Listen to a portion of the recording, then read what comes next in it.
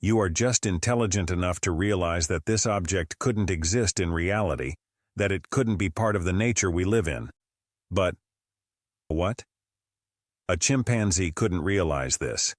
It would see it as just another natural element, much like how we might see the universe as natural, the infinite staircase of intelligence. We are the most intelligent species we know of in the universe, and this statement is not as ambiguous or diffuse as when we talk about whether an animal is conscious or not. It is a fact that we are the most intelligent species on this planet. If intelligence could be placed on some sort of staircase, humans would be a step above all other species. We would occupy different steps, but we would always be at the top, at least on this planet. Imagine you are a chimpanzee, the species that is only one step below Homo sapiens. These primates are well known for having a simple language, being able to make tools, and developing emotional bonds very similar to those of humans. They are very intelligent, but not as much as we are. Now imagine that, being a chimpanzee, you look at a building. To you, the building would be the same as a mountain. It seems strange, but it is so. The chimpanzee's intelligence does not allow it to understand the concept that the building is a human construction. It is something anthropic, something different from the nature it knows. A chimpanzee can't understand that it was built by a human being, and much less how it was done. It sees it as just another mountain. It cannot differentiate it from the rest of nature, and no matter how much we try to teach it, its intelligence has a limit that would not allow it to understand the concept of a building.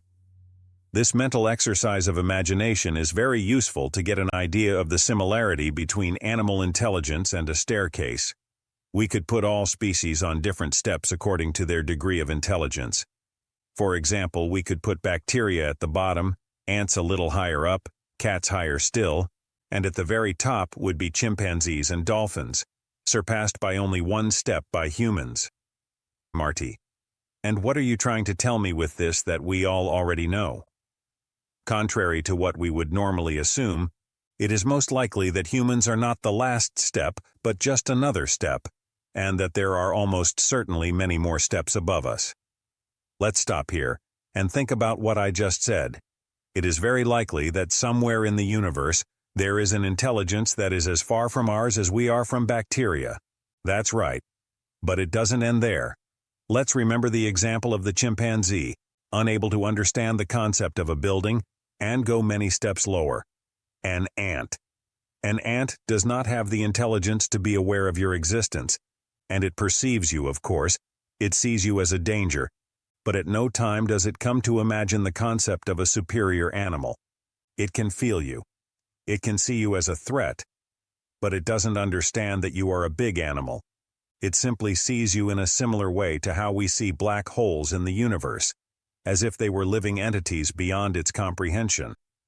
Although I am not ruling it out completely, unfortunately it is not a matter of time that a living being can understand a higher reality, no matter how long you give a chimpanzee. Imagine that we somehow managed to make it live for thousands of years, and even if it had the best teachers, it will never be able to understand quantum mechanics. And here is the thing. What if, in the same way that the intelligence of chimpanzees does not allow them to understand quantum mechanics, there is something our intelligence does not allow us to understand?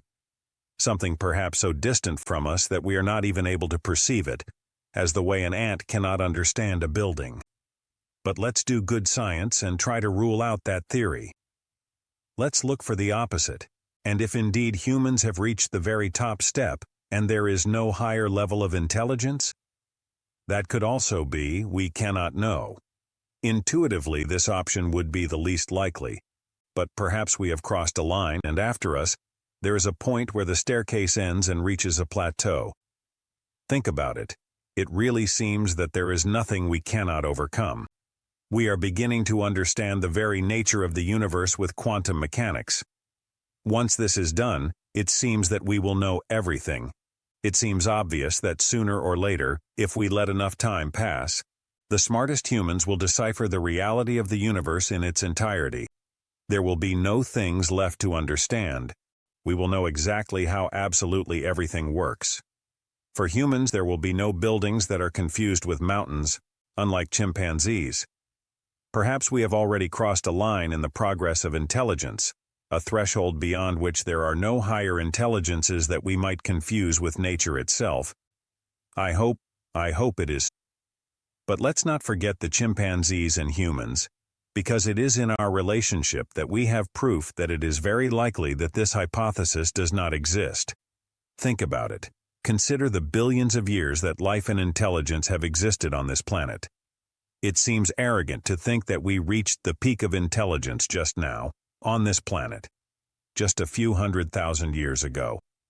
And this gives a bit of aversion, really the feeling that there is something we will never be able to understand, not for lack of time but because we are as we are, is chilling. Stop and think about it. The immense universe we are trying to understand may be inhabited by intelligences far superior to us. Surely there are not many, but it is very likely that they exist. We may be simple bacteria on the staircase of intelligence, and there are human equivalents unaware of our existence. Or maybe they are not unaware, just as the ant you stepped on a few days ago was unaware of your existence, and perhaps you are unaware of its. This idea may seem a bit far from scientific thought after all. We are merely speculating. But what is a fact is that there are only two options. Either we have reached the peak of intelligence, beyond which there are no higher intelligences, or, and interestingly, this is by far the more probable, humans are just another step on a staircase that who knows how far it goes. Another thing we do not know is if intelligence has a limit, if the staircase continues endlessly. In an infinite universe, it would have no limit. But we do not even know the size of the universe. Perhaps there is such a limit to the staircase, but in any case, the most likely scenario is that it is far, very far, too far. But we have not yet talked about another type of intelligence, artificial intelligence. It may be that at some point in the history of the universe, whether on this planet or another, an organic or biological intelligence like ours develops artificial intelligence capable of self-improvement. An artificial intelligence capable of making itself more intelligent. We have not yet achieved this, and we do not know if we will. In any case, if such intelligence were to be developed, it would exponentially increase its intelligence. If this happens, the possible peak of intelligence, the top step, would be blown away. Not being dependent on an organic body would allow that intelligence to expand tremendously, reaching levels of thought we simply cannot even imagine. This could happen within a few decades on this planet. Obviously, artificial intelligence is still far from reaching that point, but we are already seeing hints of what the future might be. For example, genetic algorithms capable of learning and improving their own functioning to achieve set goals. And this idea of artificial intelligence made me think of something. What if the only way to keep climbing the staircase of intelligence is through collective intelligence? Just as an artificial intelligence could do by uniting small nuclei of intelligence to improve, humans can do something similar. In fact, we are already doing it to some extent. Even ants do it. An ant alone is blind, stupid, very easy to step on. But a colony of ants is something very different. In a colony of ants, the level of communication and cooperation is such that they are capable of building true cities and highways, sometimes more organized than those of humans. Each ant has its very simple and insignificant function, but together they achieve incredible things. This makes them move up a little on the staircase of intelligence, collectively, of course. It is a very good example to understand the concept of collective intelligence. Imagine you are asked to build a rocket and land it on the moon. You are given all the money you need, but on the condition that you have to do it alone without anyone's help. You will not be able to. It will be impossible. Simply, a human cannot comprehend or delve deeply enough into all the fields necessary to land a rocket on the moon. However, if you are like ants and count on many more people, each working on a very specific area of the project, you will succeed.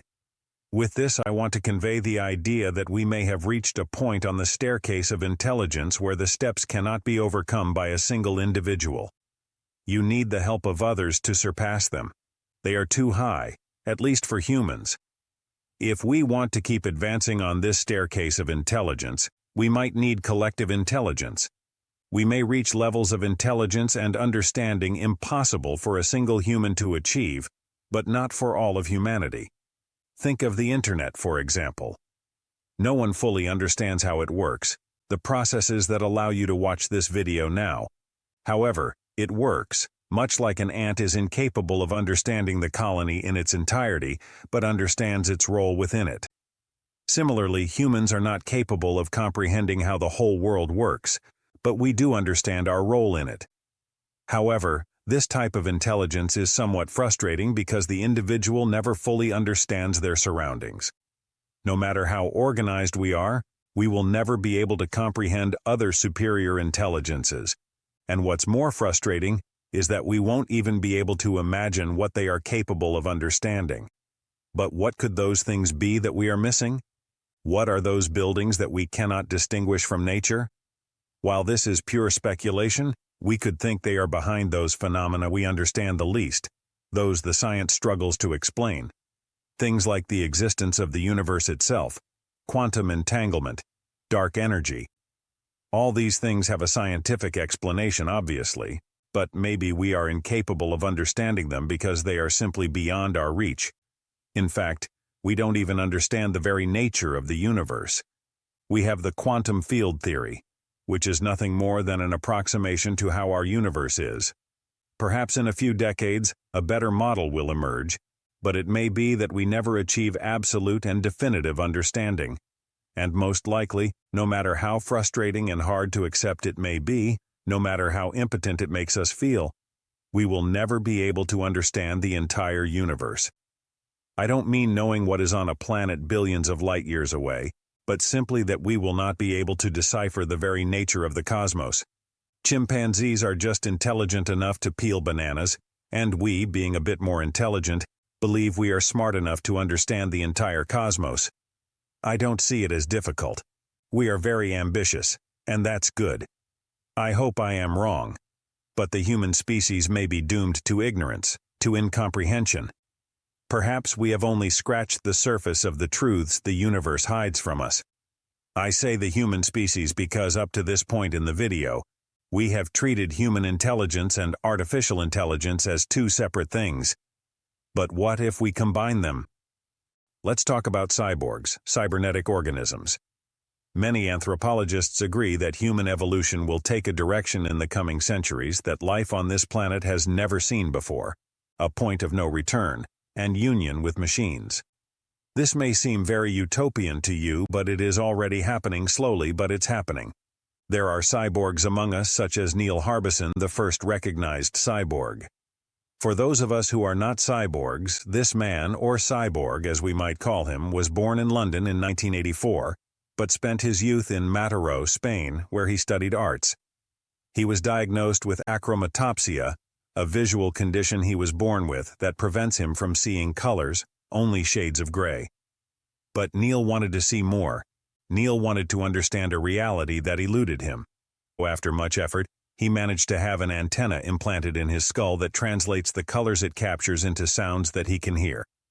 Yes, just as you heard it, he hears colors. In this way, Neil could start to see, to understand a reality that had eluded him until now.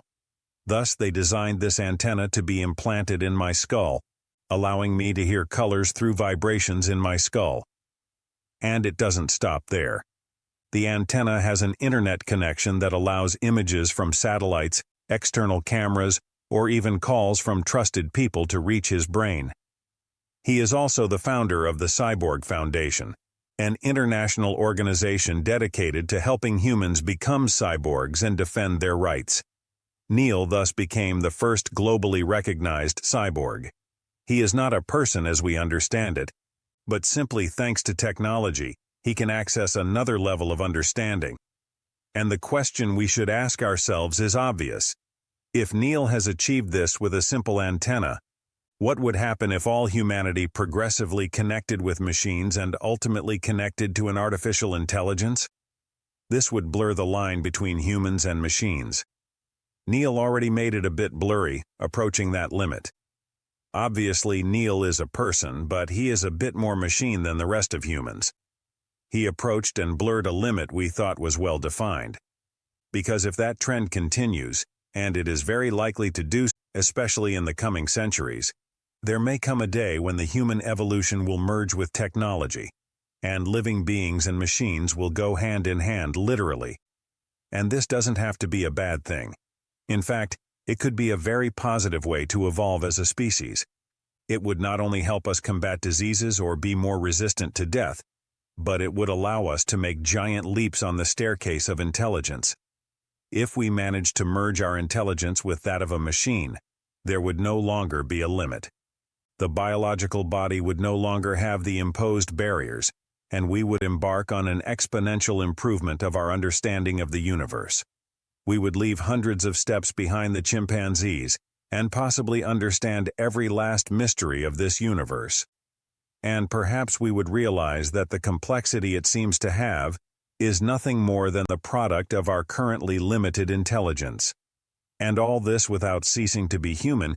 It would not be an artificial intelligence doing it. It would be us with its help. Moreover, once we found a way to connect our minds to a computer, we could connect to other people's minds, creating a global human intelligence. All humanity thinking together. A very utopian future that might generate some anxiety. It may not be good to reach that level of intelligence, although we are still far from knowing it. And always remember that there is something that differentiates our step from those below. Unlike them, we are aware that we are on a staircase, and this awareness will allow us to climb its steps, and perhaps someday know its possible limit.